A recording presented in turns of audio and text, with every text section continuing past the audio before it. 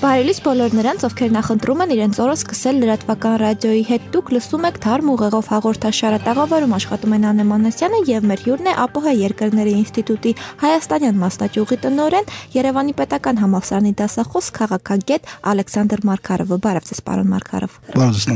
Պարոն Մարգարով, նախ անդրադառնանք Եվրասիական տնտեսական միության 3 պետությունների՝ Ռուսաստանի, Բելարուսի եւ Ղազախստանի առաջնորդների արդեն հետաձգված հանդիպմանը։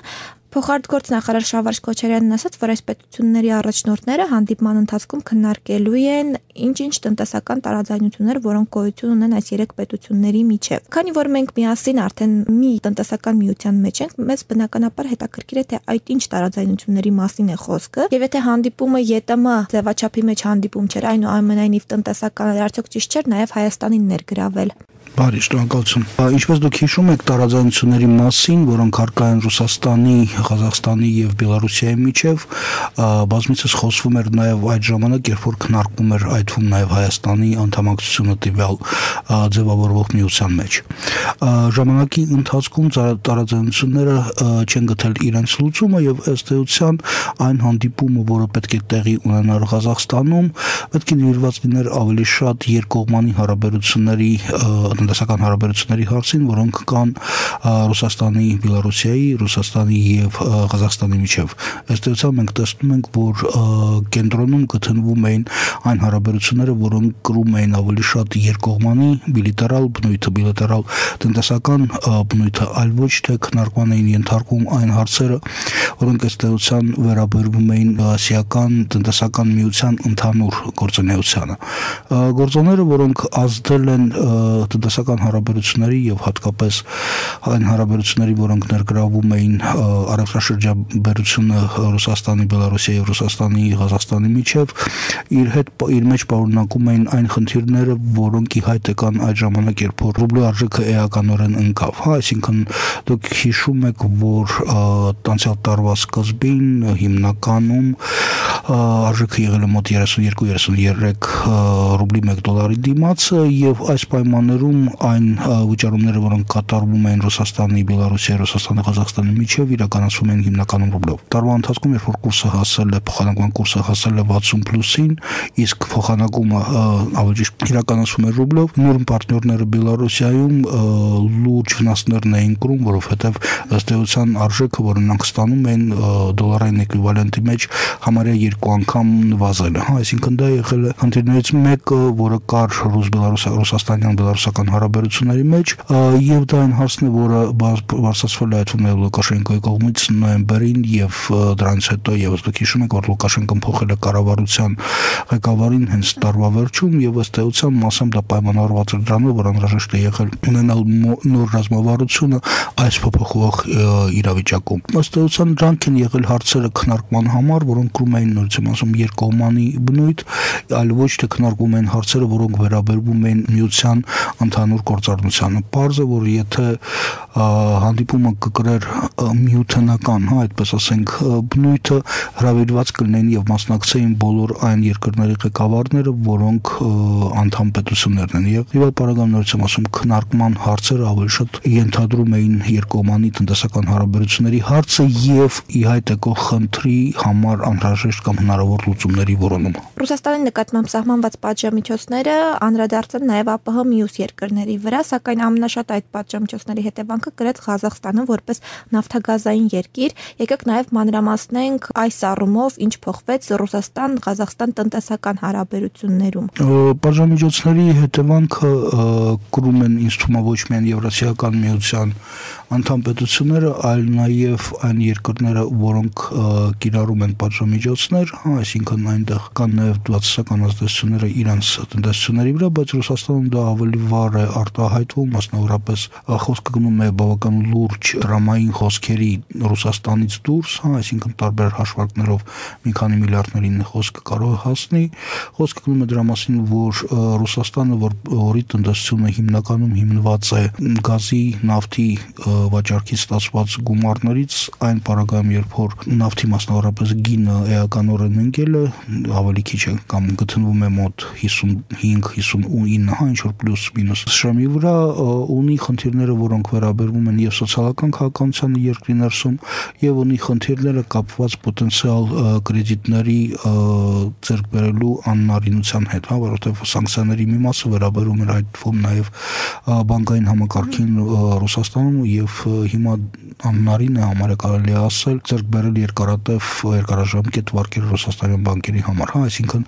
ամբողջ տնտեսական այս համալիրը, սկսած մակրոտնտեսական ցուցանիշներից վերջացրած ինչ-որ կոնկրետ հումքի գնից ազդել է ընդհանուր տնտեսության վրա։ Դա ազդում է այդվում նաև Ղազախստանի որոշ չափով Ղազախստանի Ռուսաստանի միջև եղած փոխհարաբերությունների վրա եւ այստեղ ի հայտ է գալիս հարց կամ խնդիր գտնել նոր մոդուսը այս տնտեսական նոր պայմաններում հարաբերությունները զարգացնելու նպատակով, որոնց արդյունքում երկու կողմերը առնվազն կարող են մինիմալիզացնել այն վնասները, որոնք նրանք ստանում են այս իրավիճակում։ Այժմ անդրադառնանք Նեմցովի սպանությանը եւ եթե մի կողմ թողնենք բոլոր վարկածները սպանության մասին, ում էր դա ձեռք տալիս, ում ձեռք չէր տալիս, միջազգային հանրության տեսակետից դիտարկենք տեղի ունեցածը, այսօր որքանով է նույն այդ միջազգային հանրության կողմից Նեմցովի սպանությունը հանդիսանում կռվան եւս մեկ անգամ ցույց տալու շեշտելու այն հանգամանքը, որը Ռուսաստանում Մարդու իրավունքների ինստիտուտը, Ժողովրդավարության ինստիտուտը գտնվում են խարխուլ հիմքերի վրա։ Այստեղ մի քանի բաները խառնվել են համապաստորեն հարցի մեջ։ Մեկը փորձենք դիտարկել այն պոտենցիալ վարկածները կամ եղած վարկածները, որոնք ներկա են եղել, այսինքն երկու ծայրահեղ կարծիքները եղել են այն, որ մեկը դա իրականացված է իշխանության կողմից, երկրորդը ընդդիմության կողմից, մի քիչ ցինիկ ձևով, բայց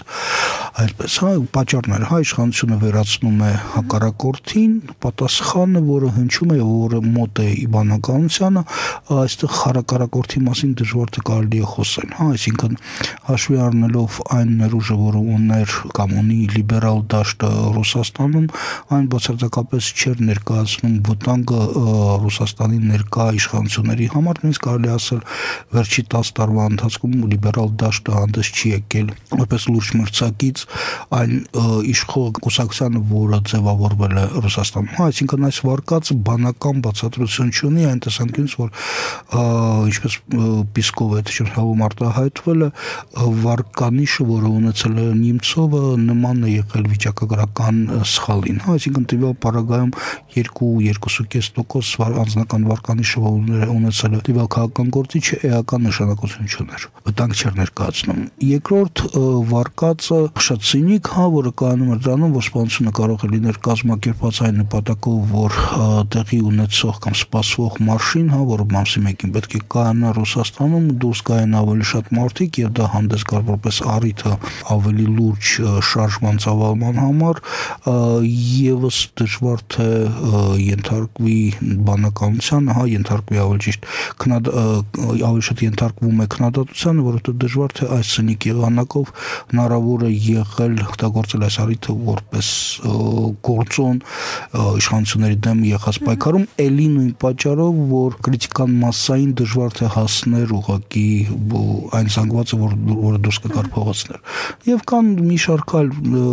վարկածներ, մի մասը վերաբերվում էր ուկրաինական, այդպես ասենք, հետքին այս գործընթացի մեջ, եւ այն վարկածը, որը այսօր առաջ է քաշում քննությունը կապված Նեմցովի արտահայտությունների կամ դիրքորոշմանի հետ Շարլի Էբդոյի պարագայում եւ այն արտահայտությունների հետ, որ ինքը թույլ է տվել կապված իսլամի հետ։ Արդյոք դա բավարար պատճառ է եղել սպանության համար եւ արդյոք դա իրոք իրականացվել է այն մարդկանց կողմից, որոնք ձերբակալվել են, դա ցույց կտա քննությունը, բայց այսօրվա աշխարհում, երբ որ տեղի ունենում զանազան քաղաքական, այլաքաղաքական սպանություններ, կարելի բացառել, որ դա իրոք հանդես եկավ որպես առիթ մարդկանց համար, բայց արդյոք այս մարդիկ իրականացրել են հանցագործությունը եւ ով դրա պատվիրատուն, դա արդեն քննության հարցն է։ Միջազգային հանրության համար, եթե մենք անդրադառնում ենք այն հարցին, թե ինչպես են նրանք անդրադարձել, բնական է Նեմցովը Նեմցովը եղել է խորհրդանշական ֆիգուրան Ռուսաստանի քաղաքական դաշտում, որպես երիտասարդ լիբերալը, որը եղել է մի պահ Ելցինի թիմում եւ post-Ելցինյան ժամանակաշրջանում եղել է այն եզակի մարդկանցից մեկը, որոնք փորձել են լիբերալ դաշտում։ Այնտեղ հաճել են նորը, ենթադրենք Ռեժկովը, Յաբլոկը, Յավլինսկին փաստորեն դուրս են մղվում քաղաքականությունից։ Նեմցովը այն եզակի մարդկանցից մեկն է եղել, ով փորձեց պահպանել այն ինչ որ արևմուտքում ազգանում են նաև visibility, որոնք փորձել են պահպանել իրենց տեսանելիությունը քաղաքական դաշտում եւ արևմտամետ, այդպես ասենք, ճամբարի համար դա իհարկե եղել է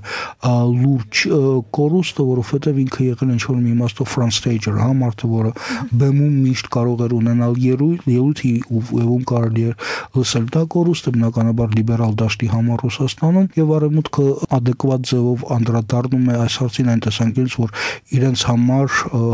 այս նաև գոյություն ունեցող այլագաղափարախոսական պայքարում Նեմցովը եւս այն հնարաններից մեկն է եղել, որի միջոցով կարելի էր հնչեցնել ինչ-որ մի կարծիքներ Ռուսաստանում իրականացվող իրավիճակների մասին։ Այսօր բազմաթիվ արևմտյան փորձագետներ շատ են խոսում այն մասին, որ Ռուսաստանի դերը աշխարհակաղակական բազմաթիվ գործընթացներում որպես գերտերություն հաճակերտների մեջ նվազել է, նույն այդ Իրան-արևմուտք փոխհարաբերությունների մեջ, սիրիական ճգնաժամի մեջ։ Որքանով է արևմուտքին հաջողվել դուրս մղել Ռուսաստանին իրականում այս բոլոր գործընթացներից եւ նաեւ ռուս պաշտոնյաների, մի շարք պաշտոնյաների այն հայտարարությունները իրատեսական համարում եք, որ վերադառնում են սառը պատերազմի տարիները եւ եթե վերադառնում են այդ սառը պատերազմի տարիները, ինչով դրանք կտարբերվեն խորհրդային ժամանակահատվածի սառը պատերազմից։ Երևի ձեր սառը պատերազմյան արտահայտության մասին ազդել է այն հանգամանքը, որ վերջերս եղել է Չերչիլի Ֆուլտոնյան ելույթի հերթական տարեդարձը, երբ որ ինքը հայտարարել է, որ Եվրոպայի վրա իջել է երկաթյա վարագույրը, հենց դրա մասին երկաթյա վարագույրը արդեն այսօր շատ բարդ է պատկերացնել, որ կիջնի Եվրոպայի վրա, որը կտարանջատի Ռուսաստանը եվրոպական երկրներից։ Եթե մենք գնում ենք դեպի սառը պատերազմի առաջի սառը պատերազմի խորքերը, այնտեղ եղել է ըստ համակարգային, այդպես ասենք, պայքարը երկու անտագոնիստական գաղափարախոսություններ պաշտպանող ճամբարների միջև, այսինքն սոցիալիստական ճամբարը, կապիտալիստական։ Այսօր այս գաղափարախոսական կլիշեները արդեն կիրառելի չեն կամ շատ քիչ օգտակար են, եթե նրանք կիրառվելու են, ինչպես նաև գուցե քիչ օգտակար է լինելու այս երկաթյա վարագույրը կամ սառը պատերազմ արտահայտությունը, ինչ որ մի իմաստով պատերազմը այդքան էլ սառը չի, եթե դուք նայեք այն իրադարձությունների վրա, որոնք տեղի էին ունենում Ուկրաինայում, բայց դա պատերազմը, որը էլի կամ հակամարտությունը, որը էլի կարելի է դիտարկել տարբեր մոտեցումները հաշվի առնելով, եթե տնանք հարցին այն տեսանկյունից, որ այսօր կա պայքար նոր ձևավորվող ռուսաստանյան երտերական ամբիցիաների հետ եւ նրանք հանդիպում են դիմադրության Միացյալ Նահանգների ենթադրեն կողմից, այս տրամաբանության շրջանակներում սառը պատերազմի հայտարարումը հասկանալի է, բայց դա սառը պատերազմ չի, դա ուղղակի տնտեսական եւ քաղաքական ազդեցության միջոցն է հակառակորդի նկատմամբ։ Եթե մենք դիտարկում ենք քաղաքականությունը, շատ անգամ մենք դիտարկում ենք այդ երկու պարադիգմաների շրջանակներում՝ կոնսենսուսը, համաձայնությունը եւ կոնֆլիկտը։ Դեպի պարագայում գերակշռում է ավելի շատ կոնֆլիկտային պարադիգման երկու կամ ավելի դերակատարողների միջև։ Եթե մենք մոտենանք այլ տեսանկյունից, խոսքը գնում է դրա մասին, որ Ռուսաստանը փորձում է պաշտպանել սեփական շահերը, այլ ոչ թե մյուս ճամբարը հանդես է գալիս որպես ճնշող կողմը, Ռուսաստանը իրականացնում է այն, ինչը իրականացնում է ցանկացած պետությունը։ Ինքը փորձում է ունենալ դաշնակիցներ եւ փորձում է մեծացնել այդ դաշնակիցների քանակը եւ երկրորդը մաքսիմալ ձևով հեռացնել այն սպառնալիքները եւ վտանգները, որոնք մոտենում են իր սահմանին։ Եթե մենք այս տեսանկյունից մոտենանք հարցին, ելի հակամարտությունը, որը տեղի է ունենում Ուկրաինայում, հասկանալի է։ Եթե մենք մոտենում ենք այս տեսանկյունից այն հարցին, թե ինչն է տեղի ունենում Սիրիայում կամ Միջին Արևելքում, ելի ռուսաստանյան դիրքորոշումները հասկանալի են, նրանք փորձում են մաքսիմալ հեռացնել այն վտանգները, որոնք կան, չնայած թվում է, որ Սիրիան հարաբերականորեն հեռու է Ռուսաստանից, բայց Սիրիայից հետո բացվում է հարաբերականորեն մոտ, այդպես ասենք, դաշտը տարբեր տեսակի ահաբեկչական կամ ահաբեկչության մոտ ռադիկալ ինչ-որ խմբերի գործունեության համար Ռուսաստանի Ռուսաստանի համար խնդիրը, որը կա Կովկասում, դեռևս ոչ մեկը չի ասել, որ նրանք վերջացել են, այսինքն Հյուսային Կովկասը Ռուսաստանի համար միջև օրս բավական լուրջ խնդիր է։ Ռուսաստանը որպես երկիր, որը հանդես է գալիս Անվտանգության խորհրդի մշտական անդամ, ունի լուծակներ, որոնք կարող են կիրառվել անհրաժեշտության դեպքում, չնայած պարզ է, որ սանկցիոն ռեժիմը Իրանի դեմ դեռ շարունակվելու է եւ Ռուսաստանը կունենա իր դերակատարությունը դրա մեջ, բայց բանակցային գործընթացը Իրանի հետ դեռ շարունակվում է։ Իրանը հանդես է գալիս զանազան նախաձեռնություններով, վերջացած դրանով, թե ինչ որ առաջարկվել է վերջերս հանդես գալ որպես միջնորդ Օբամայի եւ հանրապետական մեծամասնության միջև Միացյալ Նահանգներում։ Այսինքն Իրանը ունի իր փորձը, իր փորձառնությունը վարել հարաբերությունները այլ երկրների հետ, առայժմ նրանք հաջողում են նույն սանկցիոն ռեժիմի պահպանման պարագայում ապահովել նվազող, բայց որոշակի սոցիալ-տնտեսական զարգացումը իր երկրում։ Օրերս Վրաստանի Մարնեոլ քաղաքում իսլամիստական խմբավորումները բավականին մեծ ցույց կազմակերպեցին։ Հիշեցնում, որ այս շրջանը հիմնականում բնակեցված է ադրբեջանցիներով։ Նախ անդրադառնանք այն հարցին, թե ինչ վտանգ են ներկայացնում իսլամիստները քրիստոնյա Վրաստանի համար։ Անդրադառնանք նաև այն տեսանկյունից, որ Հյուսիսային Կովկասում իսլամական տարբեր խմբավորումներ վերջերս ակտիվացել են տարածաշրջանում քրիստոնյա պետություններ, Հայաստանը, Վրաստանը, նույն այդ Ռուսաստանում անվտանգությանը սպառնում են այս խմբավորումները։ Ինչ գործելավոճ պետք է որդեգրեն այս քրիստոնյա պետությունները տարածաշրջանի եւ կարող է արդյոք կրկնվել մերձավոր արևելյան սցենարը Հյուսիսային Կովկասում արդեն։ Դժվար թե, որովհետեւ Ռուսաստանում այն փոքրամասնությունը, մահմեդական փոքրամասնությունը, որը կար, ադրբեջանական փոքրամասնությունը հիմնականում աչքի չի ընկել իր ծայրահեղ տրամադրություններով։ Պարզ է, որ այսօր իսլամը եւ ծայրահեղ իսլամը մասնավորապես իրականացնում է ավելի ագրեսիվ քաղաքականություն, ագրեսիվ ասելով ես նկատի չունեմ միայն ռազմական գործողությունները, ագրեսիվ այդ թվում նաև կողմնակիցների հավաքագրման։ Այս տեսանկյունից զարմանալի չի, որ նույն Վրաստանում կարող են ի հայտ գան ադրբեջանական համայնքում այն մարդիկ, որոնք անցել են այս աբեկչության դպրոցները, այսօր կարող են օգտագործել սեփական գիտելիքները եւ պատրաստվածությունը, այդ թվում նաև այնտեղ իրավիճակի ապակայունացման համար, որով էլի Վրաստանը ադրբեջանաբնակ տարածքում այդքան էլ աչքի չի ընկել այս անկախության ժամանակաշրջանում։ Ադրբեջանաբնակ տարածքները եղել են ավելի դեպրեսիվ, զարգացումը տնտեսական եղել է բավական ցածր, հիմնականում նրանք զբաղվում են գյուղատնտեսությամբ եւ հանդես էին գալիս որպես տարածք, որը ապահովում էր այդ թվում նաև ձայներ ընտրությունների ժամանակ։ Իսլամական էքստրեմիզմի մասին այնտեղ խոսքը դժվար թե եղել է, ամենտեղս ես դժվար թե հիշեմ այդպիսի նախադեպեր են նախկինում, բայց այսօր մենք տեսնում ենք, որ Կովկասում եւ նույն Ադրբեջանում եւ ինչպես տեսնում ենք հիմա այսօր նաեւ Վրաստանում այդպիսի էլեմենտները ի հայտ են գալիս որպես քաղաքական առօրյայի մասը։ Ինչքանով վճռական եւ պատրաստական է Վրաստանում իշխանությունը դիմադրել այս մարտահրավերին, այսօր դժվար է ասել, որովհետեւ այսօր Վրաստանի արչեւ շատ լուրջ կանգնած է տնտեսական ճգնաժամի խնդիրը, նույն արժեզրկումը, որը տեղի ունեցավ Ռուսաստանում, որ տեղի ունեցավ նաեւ Վրաստանում, նույն աստիճանի չի, բայց բոլոր դեպքերում մոտ 30%-ով արժեզրկվել է լարին եւ Վրաստանում նախատեսվում է սկսել խորհրդարանի արտահերթ նիստը, որը պետք է քննարկի կառավարության տնտեսական քաղաքականության փոփոխությունը այս պայմաններում, ինչպիսին է լինելու այս ծրագիրը երկրում, որը ունի լուրջ զարգացած արդյունաբերությունը եւ որի հիմնական ռեսուրսները, եկամուտային ռեսուրսները գտնվում են այլ դաշտում, դա արդեն ավելի շատ գուցե տնտեսագետների հարց է։ Քաղաքագիտական տեսանկյունից, քաղաքական տեսանկյունից պարզ է, որ ինչքան վատանում է սոցիալ-տնտեսական իրավիճակը Վրաստանում, այդքան ավելի քիչ է այն էլեկտորալ օժանդակությունը, որը ունեն Իվանիշվիլու այս կոնգլոմերատ, վրացական երազանքի կողմնակիցները եւ էլեկտորալ բազը նվազեցնելու դեպքում ստեղծում է եւս ինչ-որ մի հիմքեր նացիոնալների համար հավակնություններ ունենալու սպասվող խորհրդարանական ընտրությունների ժամանակ։ Վրաստանում եթե կա որոշակի զանգվածը շիա զանգվածը, ադրբեջանական զանգվածը, որը նորից եմ ասում, ավելի շատ եղել է աշխարհիկ եւ չէր ենթարկվում հիմնականում ռադիկալիզացմանը, կարող է տենդենսը փոխվի, նորից հաշվի առնելով սոցիալ-տնտեսական իրավիճակը։ Շատ անգամ այս ծայրահեղական գաղափարախոսությունը ներմուծվում են հենց այդ ժամանակ, որ սոցիալ-տնտեսական իրավիճակը վատանում է, միջին ասիական փորձը տվյալ դեպքում աքսիոմատիկ է, երիտասարդներ կրթություն չունեցող, բայց նաև չունեցող աշխատանքի կամ ինչ-որ մի հերանեկարը, նույն Հյուսիսային Աֆրիկայի պատմությունը, նրանք ընկնում էին ըստ էության այս ռադիկալիզմի գիրկը եւ հանդես էին գալիս որպես գործիք համապատասխան ղեկավարների ձեռքում։ Վրաստանում իսլամական այս վտանգի մասին, Հայաստանում այս իսլամական վտանգի մասին մենք չենք խոսում։ Սահմանը առայժմ մեր մոտ ավելի շատ Թուրքիա եւ Պարսկաստանի հետ է, եւ Թուրքիայի հետ մենք ունենք ուրիշ խնդիրներ, այլ ոչ թե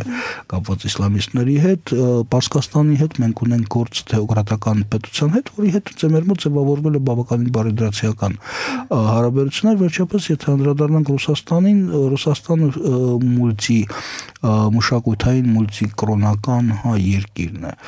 եւ հաշվի առնելով իսլամական տարածքներում բնակչության աճը կային նույնիսկ հաշվարկները, որ 2060 թվականին իսլամի դավանողները կարող են կազմել հարաբերական մեծամասնությունը Ռուսաստանում, տարբեր սցենարներ բնականաբար կան, բայց դեպի երբ որ խոսքը գնում է հյուսային կովկասյան դաշնության սուբյեկտների մասին, բնական է, որ այնտեղ միջևեր չի ոչնչացվել իսլամական ծայրահեղության գործոնը Ռուսաստանում։ Չեչնյան, Ինգուշետիան մենք տեսնում ենք բարբերաբար տեղի ունեցող կամ եզակի աղաբեկչական ակտեր, կամ տեսնում ենք, որ այնտեղ տեղի է ունենում խրաձգումներ, ինչ-որ կրակոցներ, եզակի ինչ-որ դեպքեր, այսինքն կրակը դեռ այնտեղ, մարվել է, բայց տաքությունը դեռ պահպանվում է։ Արդյոք Ռուսաստանը կարողանա դրա դեմ առնի ժամանակի ընթացքում, հիմնականում շարժումը արդեն այնտեղ չի, դա 90-ականների կեսերը չեն, երբ որ իրավիճակը չէր վերահսկվում բացարձակապես, այսօր իրավիճակը վերահսկվում է, բայց վերահսկվում է բացարձակապես այլ մեթոդներով, հատկապես տեղերում, ուղղակի որոշ դեպքերում կա տեղական իշխանիկը, Կադիրովը, օրինակի համար, որը բացարձակապես ենթարկվել է Իրան տեղական իշխանությունները եւ ցանկացած կառույցները, որոնք այնտեղ գործում են, բացարձակապես հանդես են գալիս նրա ազդեցության տակ, եւ կա ավելի թույլ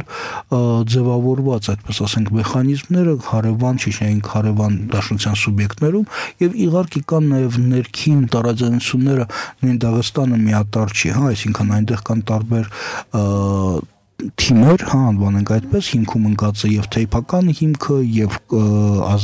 էթնիկական էլեմենտները, որոնք ստեղծում են հակասություններ կամ հակադրություններ տարբեր այս թիմերի միջև, նրանք ժամանակին լուծվում էին ինչ-որ մի կոնսենսուսով, ինչ-որ մի համամասնականության բաժանվում էին պաշտոններ, բայց արդյոք այս մեխանիզմը գործում է կամ գործելու է այսօր, ելի ինքը պիտի ցույց տա իր արդյունավետությունը։ Շնորհակալություն շատ հետաքրքիր զրույցի համար, պարոն Մարգարով։ Սիրելի ռադիոլսողներ, այսօր այսքանը դուք լսում եք Թարմ ուղեղով հաղորդաշարը, տաղավարում աշխատեց Նանե Մանասյանը եւ մեր հյուրն էր ԱՊՀ Երկրների ինստիտուտի հայաստանյան մասնաճյուղի ղեկավար, Երևանի պետական համալսարանի դասախոս, քաղաքագետ Ալեքսանդր Մարգարովը։ Կհանդիպենք։